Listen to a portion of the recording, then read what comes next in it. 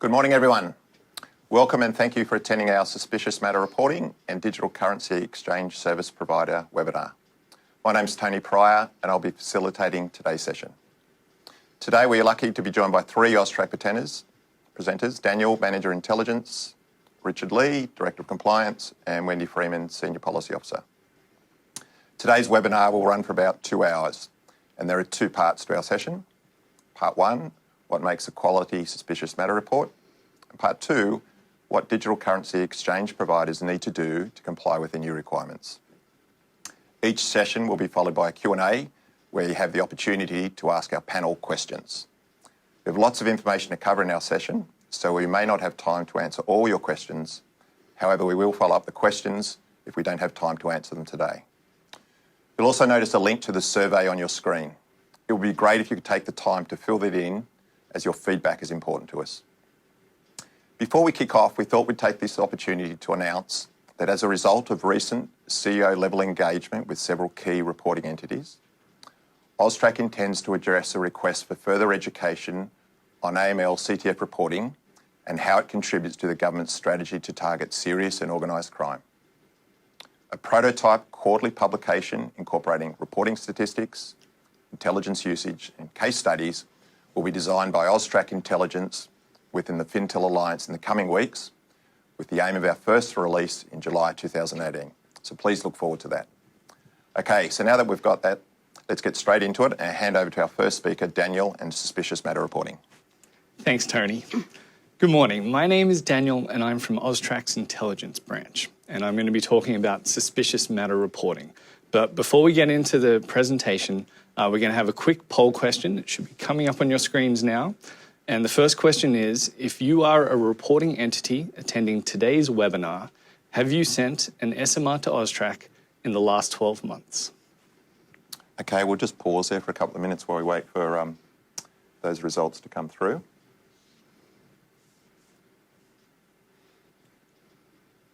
And we can see now we've had some really good contribution across the sectors, and we'll look at those results over the next coming weeks. Okay, Daniel. Cool, let's get back into it. Okay, so this webinar is a great opportunity for AUSTRAC to be able to provide information and guidance on what is a key factor in our ability to function as Australia's financial intelligence unit, suspicious matter reporting. Suspicious matter reports, or SMRs, as I will refer to them throughout this presentation, are some of the most information-rich sources of financial intelligence we receive. They are beneficial in commencing investigations, supporting operations, understanding trends, and informing and influencing both AUSTRAC and our partner agencies, such as law enforcement and national security agencies. In today's session, I cover a number of topics that all centre around SMR reporting. I'll begin by providing an overview of AUSTRAC's operating environment in order to place AUSTRAC and our reporting entities and the information that is reported into the intelligence cycle. I'm going to highlight some of the reasons why SMRs are so valuable. Then I'm going to go to give some guidance about what to include and what not to include in SMRs and provide some tips for quality SMR reporting. At the end of the session, we'll have time for questions, which hopefully I'll be able to answer. Before I go any further, I'll just briefly hand over to Richard, who will outline some of the legislative requirements regarding suspicious matter reports. Thanks, Dan, and welcome to those online. Just a few points before we proceed further. Firstly, it is important to note that the requirement to lodge a suspicious matter report can not only arise when a service has been provided, but also in the circumstances of when a reporting entity proposes to provide a designated service, as well as when a customer requests a service or inquires as to whether a business would be willing to provide a designated service. The obligation to report a suspicious matter can be triggered under a number of different circumstances. Firstly, it can arise if there are reasonable grounds to suspect that the customer or proposed customer is not the person they claim to be. It can also arise if a reporting entity suspects on reasonable grounds that information they have concerning the provision or prospective provision of a designated service may be either relevant to the investigation or prosecution of a person for an offence against the law of the Commonwealth, state or territory, relevant to the investigation or prosecution of an evasion or attempted evasion of a taxation law. It may be of assistance in the enforcement of the Proceeds of Crime Act, or when the service is preparatory to the commission of a terrorism financing or money laundering offence. So it is very important to remember that there is quite a broad range of crimes and activities that can trigger a reporting entity to report a suspicious matter report. It is certainly not just limited to money laundering or terrorism financing. In terms of timing, once a suspicion is formed, a reporting entity has 24 hours to provide a suspicious matter report to AUSTRAC if it is terrorism financing related, and 3 business days for all other matters. And finally, there are strict secrecy rules regarding suspicious matter reports. An offence known as tipping off prevents the reporting entities disclosing that they have reported an SMR, including disclosing it to the customer. Further detail, of course, is available in our compliance guide, which is on the AUSTRAC website. So I'll now hand back to Dan for the next slides. Thanks, Richard. So let's kick off with the operating environment. This diagram shows in very simple terms the environment in which we operate. The arrows represent the flow of information and interaction.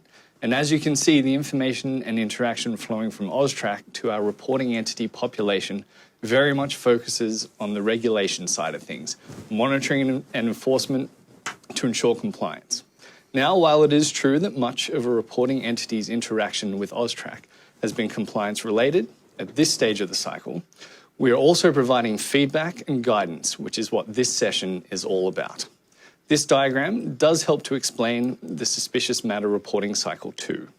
At the far end, on the left of the diagram, we have criminals.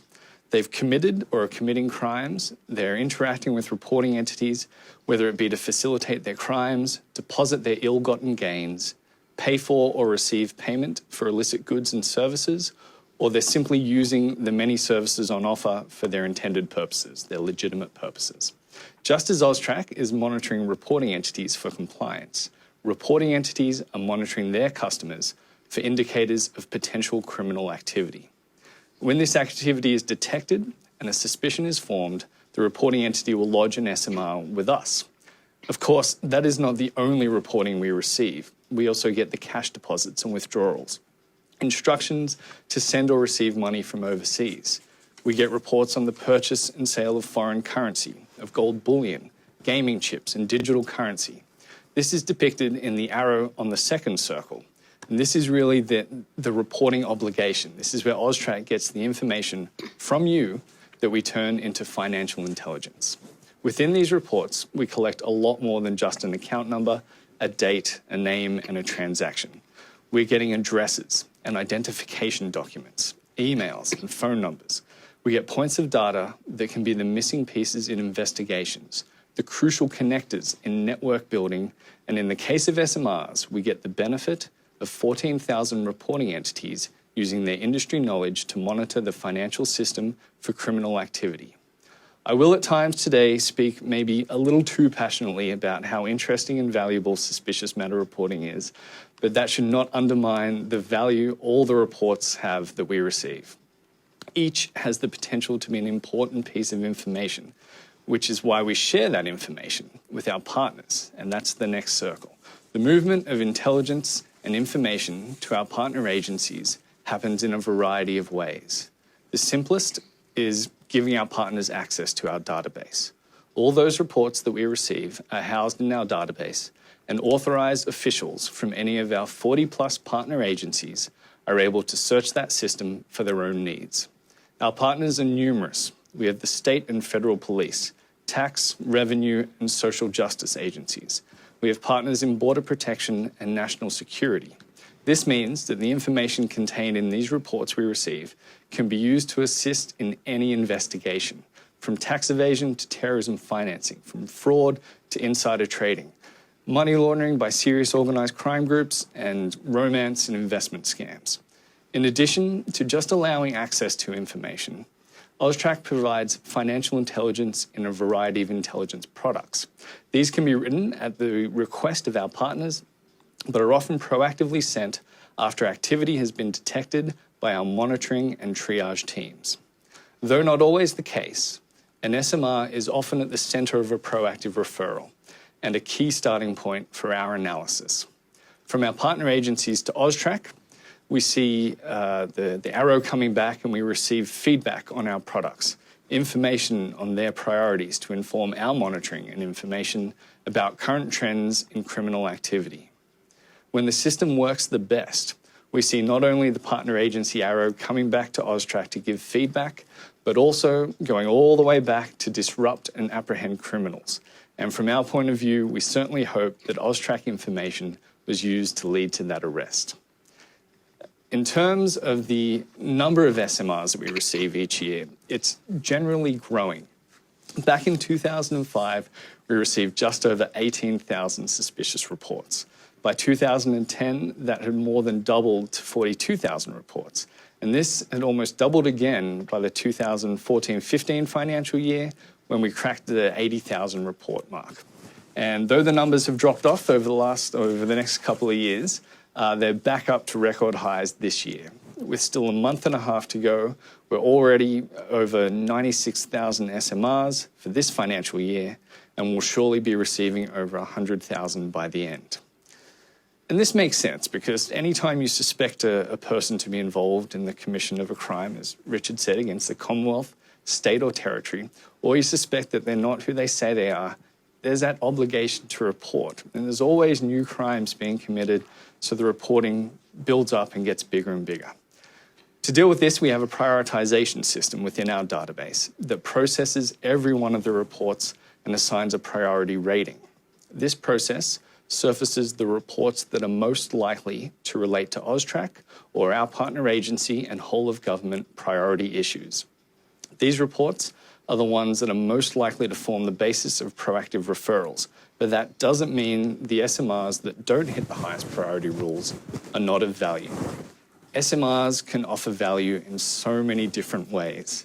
The most obvious is that they provide information on activity at that individual transaction event level. They're very much the notification of something suspicious going on that someone should investigate. In the best case scenario that we hope for, an SMR is reported, analysed, incorporated into an intelligence product and referred to an agency where it leads to an investigation and an arrest or some kind of disruptive result.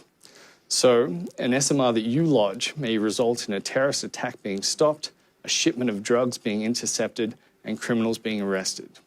Here, SMRs can provide the obvious, an explanation and highlighting of a party's suspect financial activity. And they provide a wealth of other information about parties that are involved in that report. There are phone numbers, identifications, IP addresses, locations where they were, business associations. The information in SMRs can also corroborate and validate other information received through other sources. Whether it's other SMRs or intelligence reports, the SMR information can confirm relationships between parties, identifications, and addresses. All this information is accessible by our partner agencies and able to be cross-checked against their own data holdings. SMRs also have an aggregate value to them. Viewed individually, they may offer a tactical lead or information on a network, but viewed as a group over a period of time, they can be assessed to discover trends and emerging threats.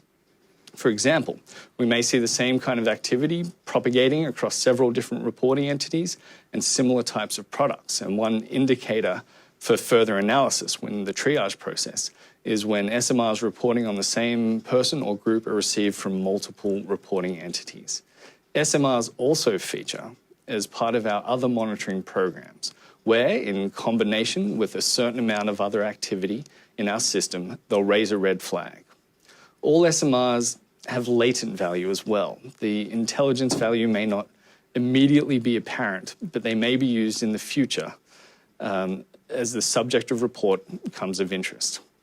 An SMR doesn't have to immediately hit one of our monitoring systems and spark an operation to be a good SMR. The information, even if it doesn't relate to high priority criminality at the time, can hold important data when the parties involved escalate their illegal activity or come to notice of law enforcement through other sources. The info doesn't even have to relate to the suspected crime mentioned in the report. For example, there was a case where an SMR put a person of interest in a time and a place, and that proved to be relevant in a homicide investigation, and the report itself certainly had nothing to do with homicide at the time. SMRs also provide information that is otherwise invisible. So much of financial intelligence, or all intelligence for that matter, is putting together a picture of what's going on.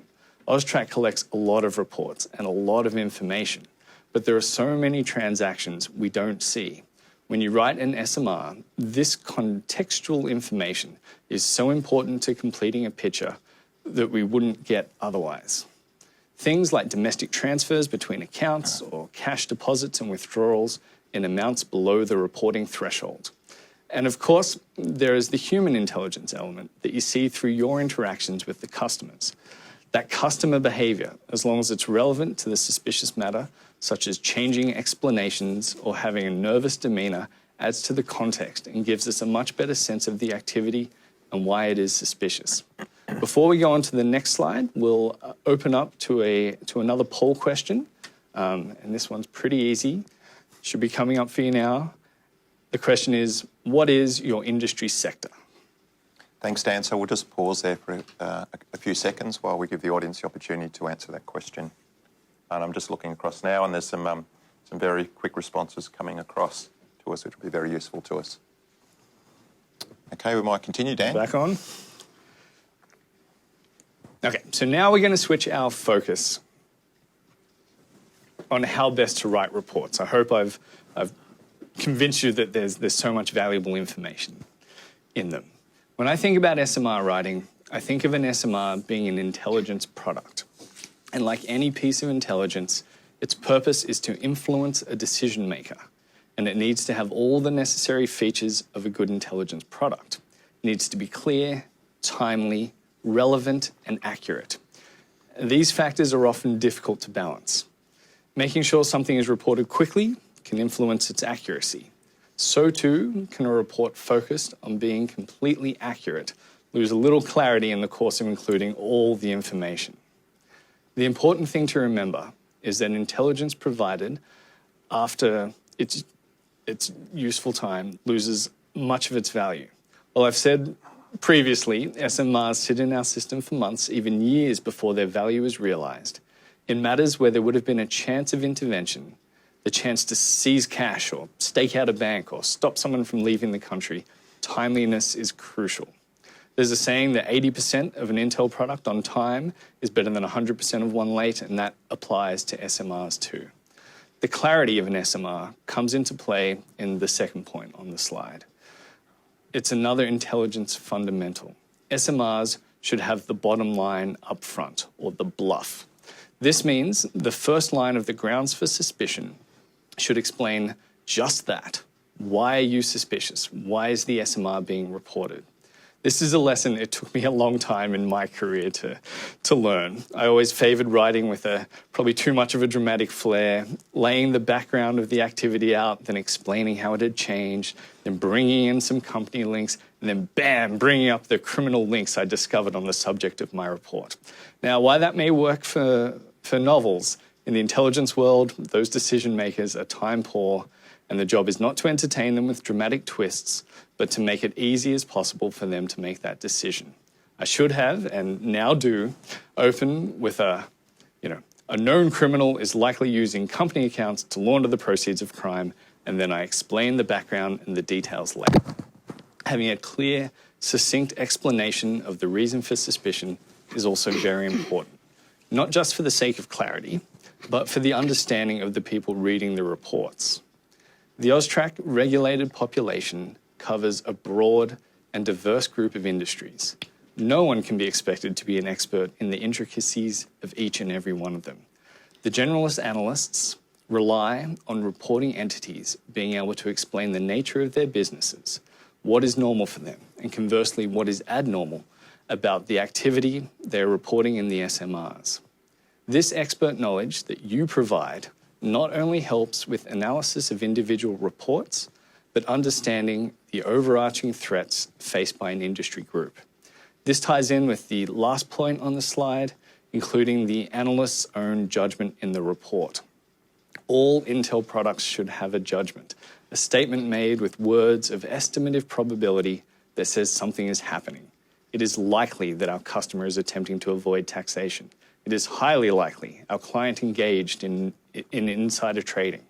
The customer is almost certainly not who they claim to be, as the ID presented was clearly false.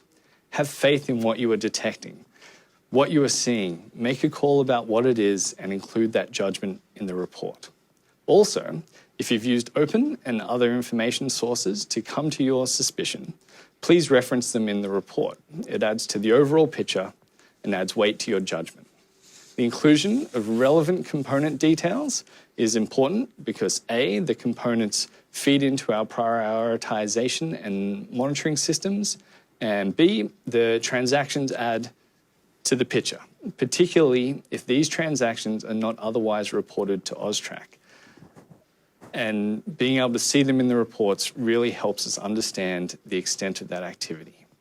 That ties in nicely with the value of reporting what is otherwise unreported. I touched on this in the previous slide. Domestic transfers and cash transactions that are below a reporting threshold add so much to the context of the suspicion. Indeed, they are often the cause of the suspicion.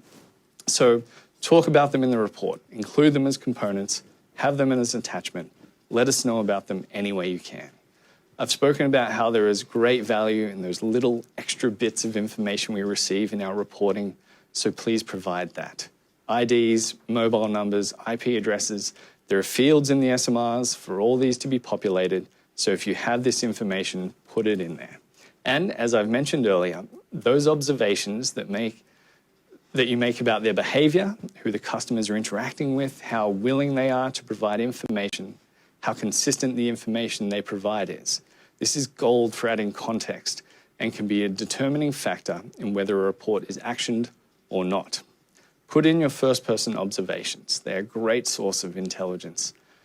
And that's what we do want you to do. Moving on, here's what we don't want you to. And most of these are really just the inverse of what we like to see in good SMR reporting. They're things that detract from the ideal reporting standard of clear, accurate, timely, and relevant SMRs.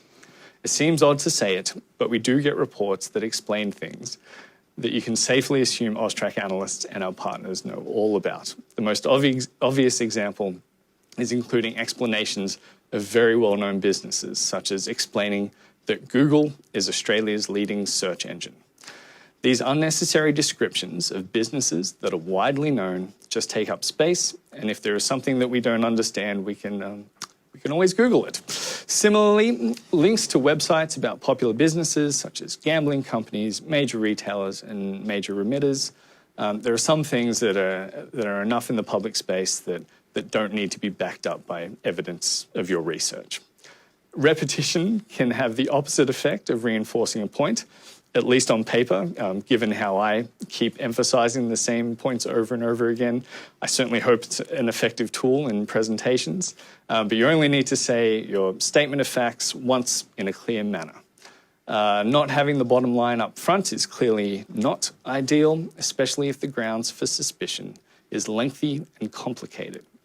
Without that bluff, there is a risk the point will be missed. The bluff allows the reader to get some context immediately as to what's going on before diving into the rest of the report. On a more legal side of things, do not attach inappropriate images. This is a very specific example. Stopping the sale and provision of child exploitation material is a high priority for Australian and international law enforcement, and we receive many excellent SMRs detecting this activity. It's enough to base your judgment on whatever indicators raise that suspicion: jurisdictions, profiles of sending and receiving customers, the value of the transactions, and report that.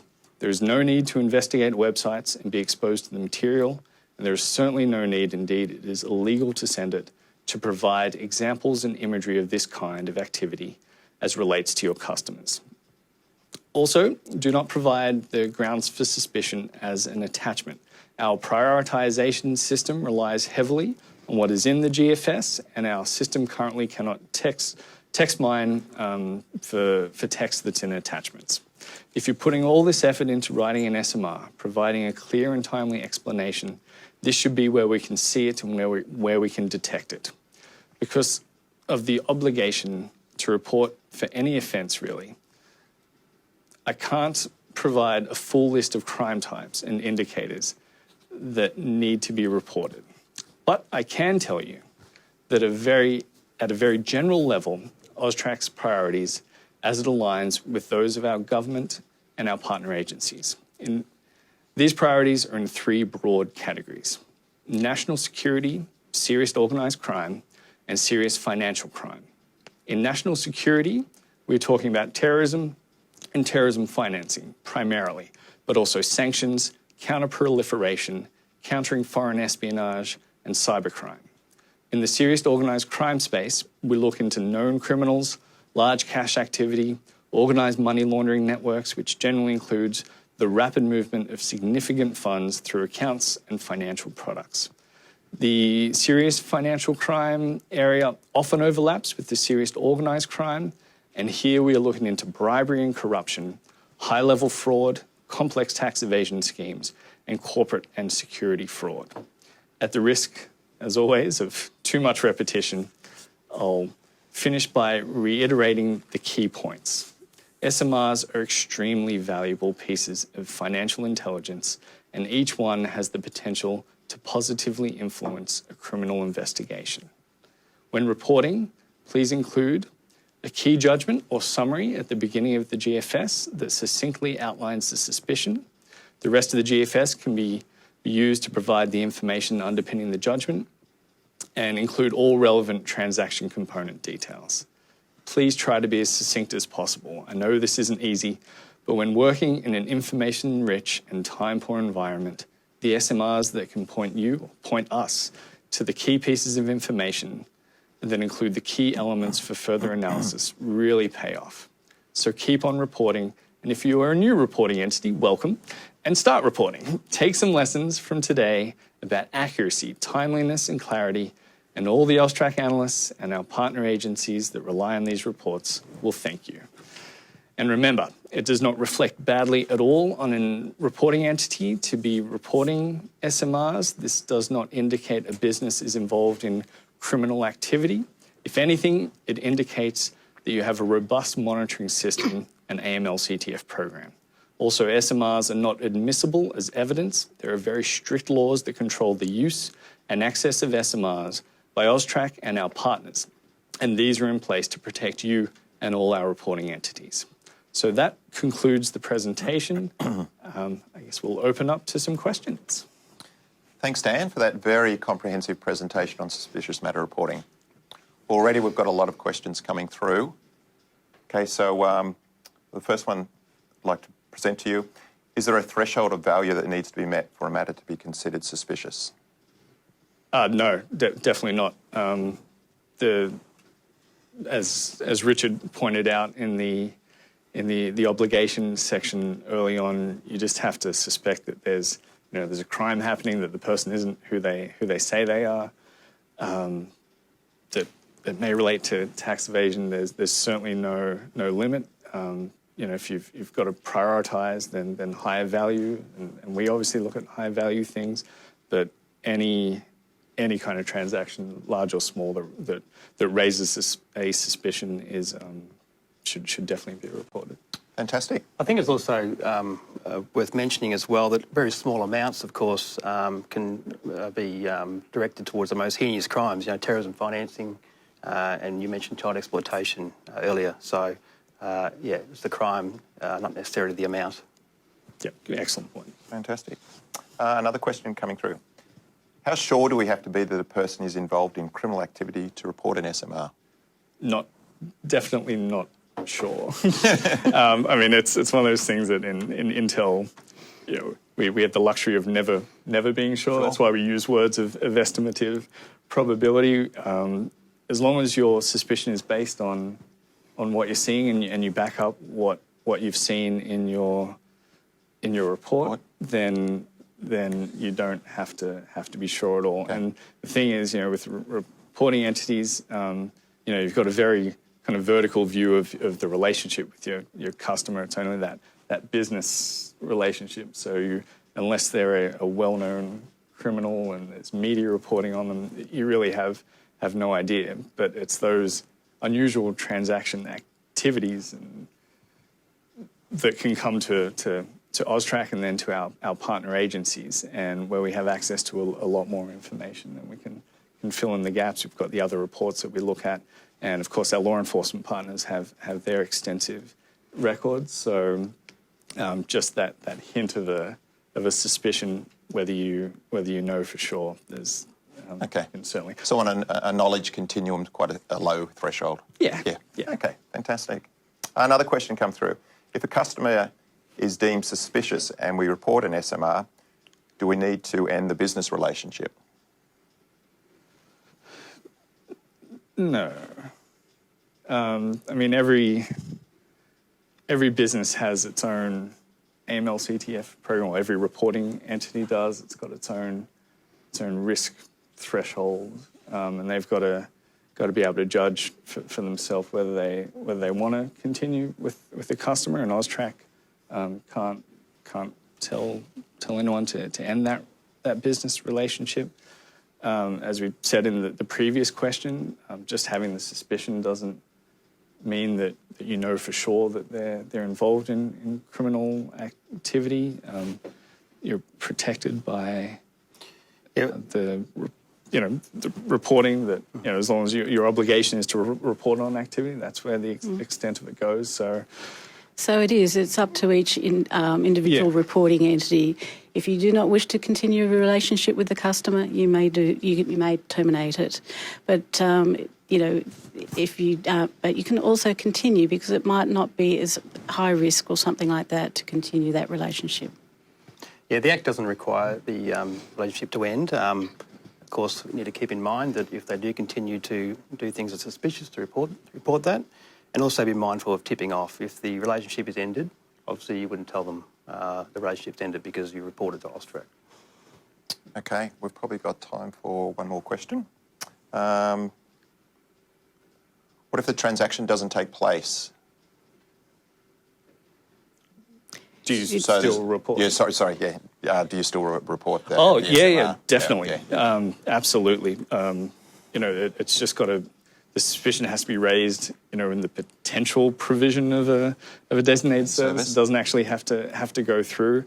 And much like, we're talking about, whether you include transactions that you're not otherwise reporting, so like structured deposits that are below $10,000, and that not only should be reported, but it can be the basis of your suspicion. Someone, asking all these questions and inquiring about a designated service, and then they're not going through with it when they're asked for ID, or, asked for explanation as to what the transfer's for, or the transactions for, and then them pulling out of it. That's it can be the reason for reporting, not only the. Okay. Yeah. So definitely. Okay. Well, thanks again, Dan. Well, that wraps our session on SMRs. And also another reminder, if you could take a couple of minutes to complete the survey in the tab on your screen, that would be great. I'll now hand over to Richard and Wendy for the second part of today's sessions, obligations of digital currency exchange providers. Yeah, thanks, Tony, and welcome again to those online. We will now discuss the obligations of digital currency exchange providers under the AML/CTF Act. We'll start by explaining some of the key concepts and definitions, and we'll discuss what is involved to enrol and register a business. We'll take you through the requirements of an AML/CTF program, which is your policies and procedures to enable you to meet the AML/CTF requirements. We'll discuss the reporting requirements digital currency exchanges have, what needs to be reported and when. We will conclude with an explanation of the policy principles. They have been made to help businesses transition to AML/CTF regulation. And it should be noted that we will be covering quite a bit of ground during the session, everything we discussed today is available in more detail on our website in the form of guidance, in particular the compliance guide. We'll direct you where to find the key pieces of guidance at the end of the presentation. And finally, we will also hopefully have time for questions at the end as well. So firstly, I wanted to discuss some key definitions and concepts. Yeah, a business is considered a reporting entity under the AML/CTF Act if they provide a designated service. The Act now has over 70 designated services, including the latest one relating to digital currency exchange providers. And these designated services relate to a broad range of industries, banking, casinos, money remittance, financial investments, and many more. The new designated service at item 50A is here on the screen and involves exchanging digital currency for money, whether Australian or not, or exchanging money, whether Australian or not, for digital currency, where the exchange is provided in the course of carrying on a digital currency exchange business. And not surprisingly, the customer is the person whose digital currency or money is being exchanged. There's a few definitions and concepts I'd like to discuss. The term money is used. This is defined in the Act, and the definition of money includes physical cash, as well as money held on deposit and in an account. Digital currency is defined as a digital representation of value that meets certain criteria. The criteria being, there's four. First one, it must function as a medium of exchange, a store of economic value or a unit of account. It must not be issued by or under the authority of a government body. It must be interchangeable with money and may be used as consideration for the supply of goods or services. And it must be generally available to members of the public without any restriction on its use as consideration. The wording in this designated service limits the service to when it is provided to a customer in the course of carrying on a digital currency exchange business. The designated service therefore does not include circumstances of, for example, when a person simply exchanges digital currency to a friend or family member, which is not part of operating a digital currency exchange business. As a comparison in the Act, the designated service at item 6 limits the making of a loan to where the loan is provided in the course of carrying on a loans business, so that loans provided for non-commercial purposes, for example, within a family, are excluded, and also loans made by a business whose core activity is not the provision of loans are not captured. So to be captured by this designated service, there must be a geographical link. To understand whether or not a business has a geographical link, they must meet at least one of three tests. And these tests, I won't explain now, but these tests relate to different circumstances of a service being provided through a permanent establishment. The AUSTRAC Compliance Guide on our website explains this and steps through the three tests and provides examples to help businesses understand whether the geographical link affects whether they are a reporting entity or not. And there's a number of examples in the guide as well. So you can see that this definition does not capture the exchange of one digital currency for another, such as exchanging Bitcoin for Ethereum. The exchange has to be between fiat or traditional currency and digital currency in either direction. We'll just pause there and have another poll question.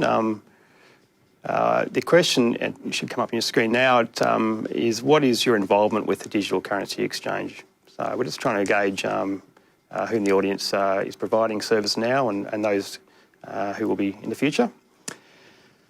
I'll now hand over to Wendy, though, who will be covering enrolment and registration. Thanks, Wendy. Thanks, Richard. Obligations for digital currency exchanges started on the 3rd of April 2018. Businesses that are already operating a digital currency exchange had until the 14th of May 2018 to register. Any business that starts to offer digital currency exchange services after the 14th of May must register with AUSTRAC before offering the service. You register your business by completing and submitting an AUSTRAC business profile form available on our website. There's no fee to register. You'll need to provide information about the business, such as the business's legal and trading names, business registration numbers, such as an Australian business number, an ABN, an Australian company number, an ACN. The business structure, whether the business is a company, sole trader, partnership, etc. The types of services you offer to your customers, and details of the business key personnel. Some examples of key personnel are directors, beneficial owners, and the AML-CTF compliance officer. You'll also need to obtain national police certificates or a foreign equivalent for these people and indicate who is the AML-CTF officer for the business. The information about what you need to complete the application is on the AUSTRAC website in Chapter 5B of the Compliance Guide. And AUSTRAC will advise you of the outcome of your registration application in writing. If your application is approved, you'll receive a registration number, and if we are considering refusing a registration or imposing conditions, you will be notified. Under the Act, AUSTRAC has up to 90 days to make a decision. If AUSTRAC requires further information about the application, the decision must be made within 90 days of receiving that information. The decision period can also be extended by an additional 30 days if the application cannot be properly dealt with within 90 days. AUSTRAC again will notify you in writing of any extension. Having said that, if there's nothing to hold up the registration application, your business will be registered within 48 hours and entered onto the reporting entity roll and the digital currency exchange register. At this stage, the register will not be made public. However, in the future, this may change. Also, if there are any material changes to your business or its circumstances, for example, a change of name, change of key personnel, ownership, etc., you must notify AUSTRAC within 14 days of the event. This can be done through AUSTRAC Online or by using the AUSTRAC Business Profile form. Your business will also need to renew its registration every 3 years to enable it to continue providing digital currency exchange services, and AUSTRAC will send out a reminder when this is due. For this reason, your enrolment and registrations need to be kept up to date. Now, an important note about registration. Please remember that registration by AUSTRAC of digital currency exchange providers does not constitute an endorsement of that business or certify its compliance with any anti-money laundering and counter-terrorism financing obligations. Businesses must not use their registration status in any way that suggests AUSTRAC or the Commonwealth Government endorses the business or any of its services or products. Words including endorsed, approved or licensed are examples of inappropriate wording. So to be clear, this means no using our logo on your website, no claiming you are affiliated with AUSTRAC, and no statements like we are officially licensed by AUSTRAC as a digital currency exchange. However, if your business is registered, stating that you are registered is okay. I'll now hand back to Richard, who will cover AML-CTF program requirements. Thanks, Wendy. Before I go on, our final poll question. The question should come up on your screen now.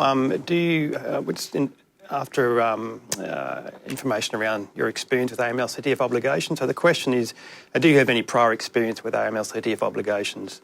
We have conducted a number of workshops around the country, and we did see a real broad range of background and knowledge, so we're interested to know where the audience is at with that. Okay, I'll just pause until those answers are coming in, hopefully. Yeah, they're flowing through now very quickly, so thank you for all the audience participating in that poll. Thank you. So we'll move on. I want to discuss the risk-based approach. Generally, there are two main approaches to regulation: a prescriptive approach, where the Act tells you exactly what to do with little flexibility for businesses on how they will meet that obligation, and a risk-based approach, a principles approach, where the Act provides you with general principles and you have the flexibility to build processes to meet the obligations based on the risk of your business. Now, the AML-CTF Act is considered risk-based legislation, and you'll see references in both the Act and the rules where obligations are to be met through appropriate risk-based systems and controls. In developing these systems and controls, digital currency exchanges must have regard to the nature, size and complexity of its business and the type of MLTF risk it faces. And if other reporting entities are still online, then obviously that applies to them as well. A risk-based regulatory approach recognises that those being regulated have the experience and knowledge to assess and manage their risk. It also helps to reduce regulatory costs by focusing resources on the higher risks faced. Undertaking a sound MLTF risk assessment is the cornerstone to meeting obligations under the AML-CTF Act. It is what will determine your practices to mitigate and manage MLTF risk in the form of an AML-CTF program, which we'll discuss in more detail today. Just want to briefly talk about an enforcement matter last year. Tabcorp paid a civil penalty of $45 million last year as a result of contraventions of the AML-CTF Act. In his judgment, Justice Perrin provided the following in regard to the AML-CTF Act. He said, In Australia, the Parliament has decided that it will pursue the risk management approach. It will be seen that this regulatory decision by the Parliament put at the heart of the scheme of regulation the concept of AML-CTF programs, which will be monitored by the regulator AUSTRAC. In a sense, it involved the reposing in industry of a degree of trust for its operation of the AML-CTF risk management system, and the Act deals severely with breaches of that trust. So Justice Perrin highlighted the role of an AML-CTF program in the risk management approach, and we will now give you an overview of what the AML-CTF program must contain. There is obviously more detailed information about AML-CTF programs on our website. The two key pieces of guidance that will assist you are the AUSTRAC Compliance Guide, which relates to all businesses we regulate, and a specific digital currency exchange industry guide that will assist you in developing and implementing an AML-CTF program. And I'll provide the relevant links to that guidance at the end of the webinar. So your AML-CTF program should be seen as your policies and processes of how you will meet your obligations to identify, mitigate and manage your MLTF risk. Its purpose is not only to identify certain activities that need to be reported to AUSTRAC, but also to protect your business from being exploited by criminals. Now, the first step is to undertake a risk assessment to identify your MLTF risk. The four key areas you need to consider are the type of service you're providing, how the service is provided, for example, are you providing it face-to-face or online? Your customer types, so what type of legal entities, for example, you're dealing with, individuals or companies, and the jurisdictions your business is willing to operate in. Now, the guide steps you through how to undertake that assessment. We also have other guidance about risk management available, and I'll also provide that link at the conclusion of the webinar. We cannot stress the importance of undertaking a quality risk assessment. The assessment will identify what your risks are and will drive the content of your AML-CTF program and how you will mitigate and manage the identified risk. It's also important to keep in mind that risk does not stay the same. It constantly changes as changes to both your internal and external operating environment occur. An AML-CTF program needs to be approved by the board and senior management, who must also subject it to ongoing oversight. It's essential that the leadership of an organisation are aware and take ownership of how the business is mitigating and managing its MLTF risk. An AML-CTF compliance officer must be appointed. They must be at management level and can undertake other duties. The compliance guide provides information on the duties of a compliance officer. The AML-CTF program must document its employee due diligence procedures, which relates to the screening of staff to minimise exposure to risk, both for prospective employees and when to rescreen an existing employee. The program must also include an AML-CTF risk awareness training program for employees. This should also be extend to include board members, senior management agents and consultants who carry out functions connected with providing designated services. The risk awareness training should ensure that employees are aware of the MLTF risks faced by the business and their role in mitigating this risk by contributing to the reporting entity's overall compliance with its AML-CTF obligations. Procedures must be included as to how AUSTRAC feedback on the digital currency exchange's performance in managing MLTF risk will be dealt with. And the program must include the reporting obligations and systems and controls designed to ensure compliance with them. This obviously includes suspicious matter reports, threshold transaction reports, compliance reports, as well as changes to enrolment and registration information. Ongoing customer due diligence must be included in the AML-CTF program. This involves a transaction monitoring program that monitors customers for the purpose of identifying transactions that are considered suspicious and identifying complex, unusually large transactions and unusual patterns of transactions. It also includes enhanced customer due diligence, which is the process of undertaking additional customer identification and verification measures in certain circumstances deemed to be high risk. The guidance goes into more detail, obviously, including what may form part of your monitoring and what may be undertaken as part of these procedures. Now, the guidance also steps through what is required to satisfy the Know Your Customer obligations, including if a customer is a politically exposed person. It includes what needs to be collected and verified and different requirements depending on the type of customers you are dealing with, for example, whether the customer is an individual or a company. The AML-CTF program must be subject to regular independent review, and this includes its effectiveness in addressing MLTF risk, whether it complies with the legislation, whether it has been effectively implemented, and whether the business has complied with the program. And finally, the guidance explains what records must be kept and for how long.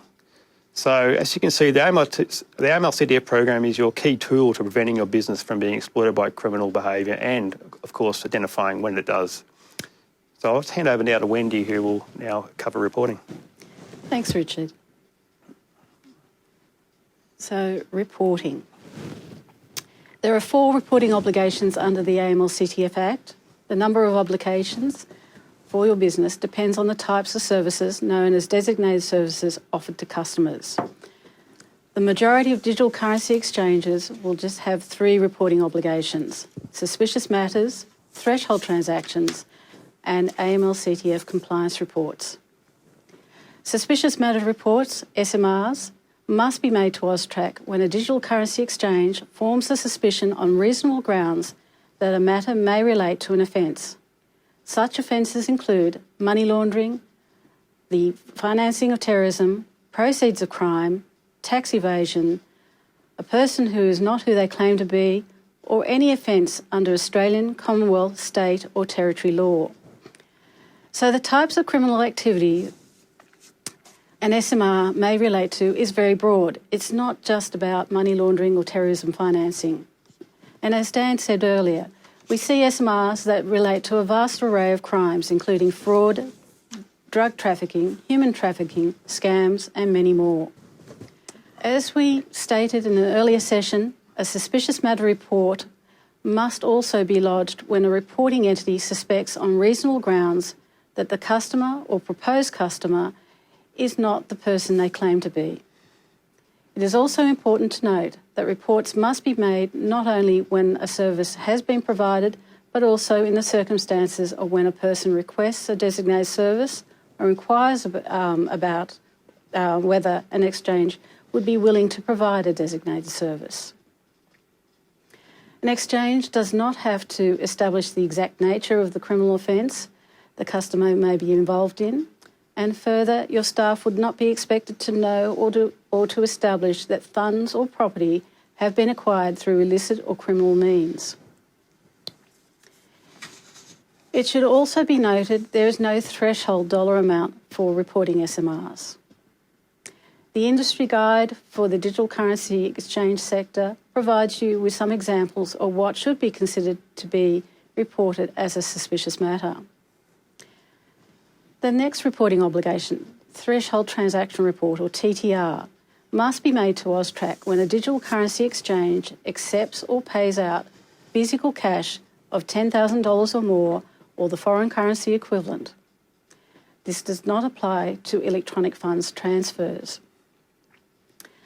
An AML-CTF compliance report is an annual report which involves answering questions in regards to how a business is meeting its AML-CTF obligations. Historically, this report has been required to be provided by the end of March. A series of communications are made by AUSTRAC in the lead up to ensure that you meet any deadlines. So again, please keep your enrolment and registration information up to date so we can inform you of when your compliance report obligation falls due.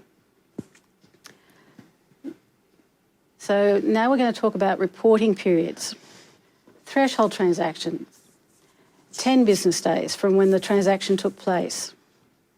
Reporting obligations for digital currency exchanges commenced on the 3rd of April 2018. This means if you formed a suspicion before 3 April, you cannot report it.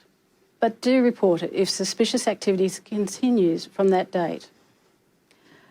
Only threshold transactions conducted from 3 April onwards can and must be reported. And so the next slide, we talk about the report types and reporting methods. Reports must be submitted on approved forms by approved methods, which means you must use the form, format and reporting method AUSTRAC specifies. Do not email reports to us. No telling us just look up the transaction on the blockchain. The reporting obligations are not just about the transaction. You are also required to report what you know about the parties involved in the transaction and the source and destination of funds. There's one suspicious matter report type for all reporting entities to use, and there are 4 types of threshold transaction reports depending on industry type or designated services provided. Digital currency exchanges will be using the Threshold Transaction Report Financial and Bullion Services form, or in short, TTR FBS, which is also used by banks and bullion dealers. As you are a tech-savvy industry, you won't want or need paper reports, which is good, as AUSTRAC has commenced phasing out paper report forms. Access to electronic reporting is via AUSTRAC Online, that is, online.austrac.gov.au, which you will have access to once your business is registered. By default, you will have access to the SMR and TTR FBS data entry forms. There are XML schemas and report file format specifications, and these are available from AUSTRAC Online if you wish to start to build an automated reporting system. And while you're building that reporting system, you can still meet your obligations by using the data entry forms. There are two options for submitting XML documents: manual file upload via AUSTRAC Online and automated file transmission. Before you start reporting via XML, and as digital currency exchanges are new to reporting to AUSTRAC, you must go through a test file process. This allows AUSTRAC to gauge your understanding of the reporting obligations and to provide feedback with regards to compliance with reporting. Once AUSTRAC is satisfied with your XML reporting, you'll be granted access to this reporting method in AUSTRAC Online. Test file processes can be booked through the AUSTRAC Contact Centre. And so that's about it for reporting obligations. So I'll now hand back to Richard, who will take you through the policy principles. Thanks, Wendy. The policy principles are designed to help businesses transition to new regulation. The principles were provided to the AUSTRAC CEO by the Minister for Law Enforcement and Cybersecurity, Angus Taylor, and you can view them on the AUSTRAC website.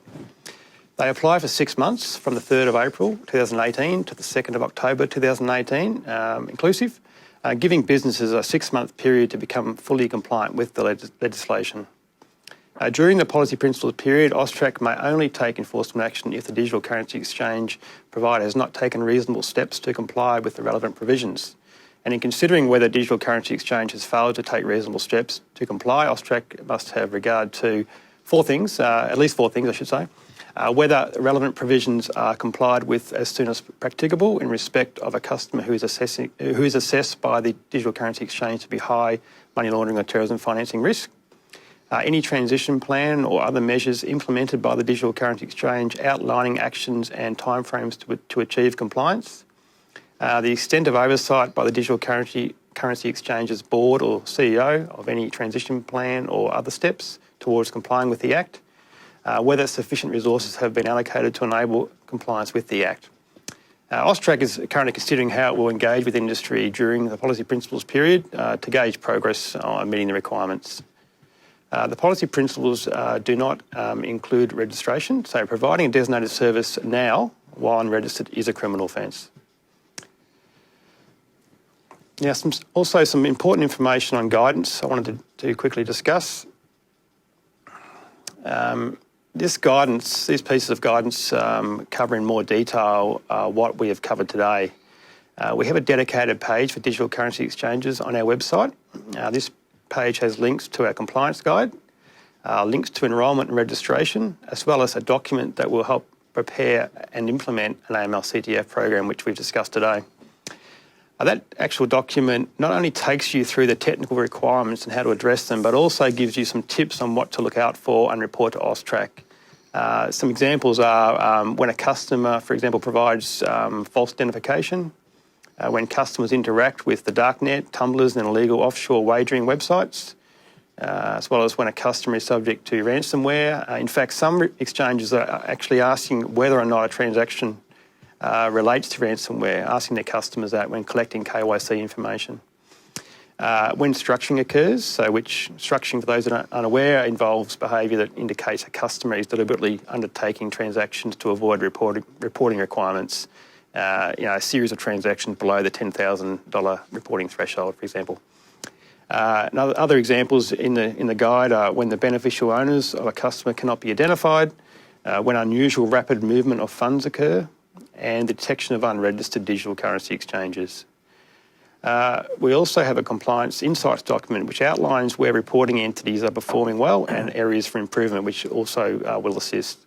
And finally, if you still have questions, you can contact our Information Service Centre on the number provided or via email, which is up there on the screen.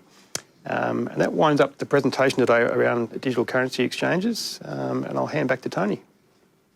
Thanks, Richard. We've certainly covered a lot of information today, but we still have time for a few questions, and a couple of those have come through already, so I'll pose these to the panel. The first one relates to identity, and the question from the audience is, do we have to identify every customer, even if they're exchanging a very small amount? Yes, there is. The threshold is zero, so any exchange of digital currency to fiat or traditional currency, or the other way around, involves, requires identification to be completed. Now, again, the guide outlines the steps or what's required to conduct for KYC purposes or know your customer purposes, and there's also a ready reckoner in the compliance guide as well, which really quite well sets out what's required. Okay, thanks, Richard. Another question. My business is due to commence operating next week. What do I need to do? Well, in this case, you need to register with AUSTRAC, so get your application in. And because it's an offence to provide digital currency exchange services while being unregistered. Okay, thanks, Wendy. We've got a question around policy principle period. So will AUSTRAC be undertaking compliance activities during the policy principle period? Okay, I did mention that we were gauging, we're looking at, considering what we're going to do there. Obviously, someone wants to know more, but that's fine. At this stage, look, there will be some interactions with industry. There's a number of things happening. We're considering surveys to understand where you're at with your obligations, how you're meeting them. We may undertake some desk reviews and on-site assessments as well. It's also important to note that yes, we did conduct workshops and a number of businesses attended those. We intend to get industry back in the room in the next few months and to hear from them what they're experiencing, whether it be as part of their risk assessment, what they see their risks are, what they're doing to monitor their customers, and also what they're seeing in reports. So, obviously we don't go into specifics of transactions and names and whatnot of customers, but just to share across the industry what we're seeing to try to boost the capability across the sector. All right, well, those workshops. So stay tuned. Useful. Stay tuned. There will be some interactions around the policy principles period. Fantastic. Absolutely. Okay, a question around that association with AUSTRAC. So the question is, can we put the AUSTRAC logo on our website or say we are endorsed, approved or licensed by AUSTRAC? No, as mentioned earlier, you cannot do that. You can't make any suggestion that AUSTRAC or the Commonwealth Government endorses your business or any products or services that you provide. So please do not use our logo on your website. By all means, if you are registered, you can say you're registered. That's because that's a fact. Okay, thank you. A question around politically exposed persons. So how could a business identify whether a customer is a politically exposed person, or PEP, as you use the term? So the compliance guide does give you some tips there, actually, and it mentions things like, publicly available information through searches through the media, social media type of thing, consulting reports and databases of organisations that identify, corruption risk is another good one. There's also online PEP databases that businesses can subscribe to. So check out the compliance guide because it does have a lot of information around PEPs and gives you some tips on ways to verify your customers to see whether they are PEPs. Okay, thanks, Richard. This question is coming from someone who's considering or in the process of registration. So what are some possible reasons for AUSTRAC refusing registration? Refusal is based on the suitability, and if there are grounds of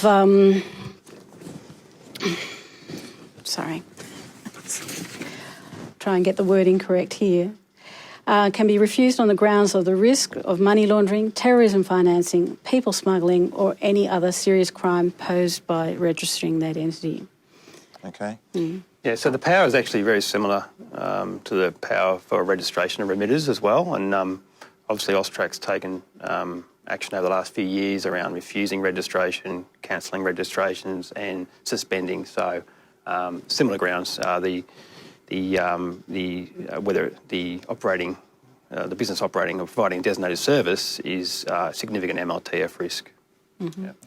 And apart from refusing registrations, AUSTRAC also has the power to cancel or suspend registrations as well. So just to be aware of that, and it all goes back to that risk. Yeah, as well as imposing conditions as well. Yes. The other, they can continue to operate under certain conditions.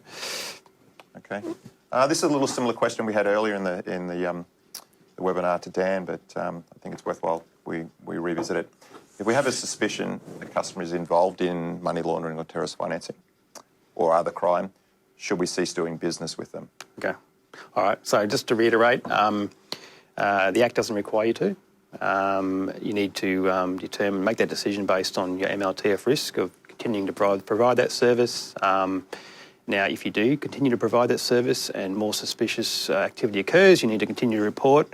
And the final point I think we mentioned was the risk of tipping off. So obviously you wouldn't tell your customer if you do the end of the relationship that, hey, we're ending the relationship because we reported to AUSTRAC. We certainly don't do that. So they're the key points I think to keep in mind. Okay. I know we touched on this, but there was a question around the exchange or the register being made public. So will the register of digital currency exchange providers be made public? Yeah. You want to answer that? Yeah, not at the moment, but we are considering it for the future. Okay. And in what form as well? I mean, the remitter register is in a certain form on the website. So we're looking at a number of options, and first option is whether we do it and how. So. Okay. I've got a question. I think this has come through from a reporting entity already who's perhaps entering into DCE. So it says, if we start offering an additional digital currency through our exchange, do we need to tell AUSTRAC? So if you're like a new designated service. Well, designated service or currency. I think this question is about the currency. No, there's no need to inform AUSTRAC when you start, or for that matter, cease trading in a particular currency. You will be reporting details of digital currency on your transaction reports, especially what the customer has transacted in. But as there are new digital currencies being created every day, there's no need to tell us when you start or stop dealing in a particular currency. Yeah. Okay. Yeah. So if it was a new designated service, obviously it would have to be notified as an enrolment update. Something to consider. If a new digital currency is being offered, look, you need to you should consider your MLTF risk. Has it affected your MLTF risk? If it does, well, then you need to update your policies and procedures to mitigate and manage that risk. Okay. All right, I think we've got time for one more. If we only exchange one way, and they give the example money to digital currency, are we still captured by the legislation? Okay, this question actually came up during the workshops a few times. Absolutely you are. So the wording in the designated service, which I put on the screen, had the word or, not and. So yeah, if you are only doing one way, yes, you are captured, and that is a designated service, and you need to have meet the obligations which we've described today. Okay. Well, that's all we've got time for today. So I'd like to thank you all for attending this webinar. And just another reminder about the guidance, it's available on the AUSTRAC website. And if you could take a couple of minutes to complete the short survey in the tab on your screen, it would be greatly appreciated. That pretty much winds up the session or the presentation for today. We've got some questions that have come through that we haven't been able to answer during the question. We'll make those available. Right. Okay, thank you to the panel. Thank you. And thank you.